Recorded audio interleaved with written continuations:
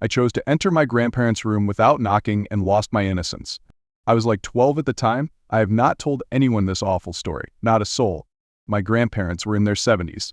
I visit my grandparents overseas pretty often, and every time I go, I get sick. I can count the number of taxicabs I've spewed vomit in the backseat on the way to the hospital. Sorry, y'all, because that number is precisely equal to the number of times I've been to visit. So I'm sick. I wake up in the middle of the night, extremely hungry, so I decide to go wake up my grandfather to ask him to help me make something to eat. I know, noble of me. It is at this point that I believe God attempts to send me a warning. A random memory resurfaces right as I'm about to open my grandpa's bedroom door last night. My grandmother randomly mentioned, with more than a note of excitement, that she was going to sleep in my grandfather's room. Well, okay, I was 12 and didn't think much of it. I was a dumbass 12-year-old that didn't respect privacy. I opened the door. This memory is scorched into my brain.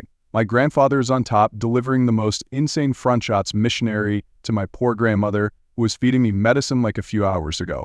I'd never seen him move like that. The technique, my God. And the noises. Well, I was there for a good 5 seconds, maybe, before he realized I was there, and promptly flipped off of my grandmother like nothing happened, saying some casual shit like, "Hey, close the door, be there in a minute." So I closed the door.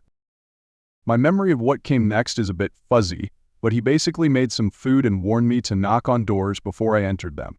I don't think he thought I really saw anything, so I basically just acted like I saw nothing, ate my food, shut my mouth, and tried to go back to sleep.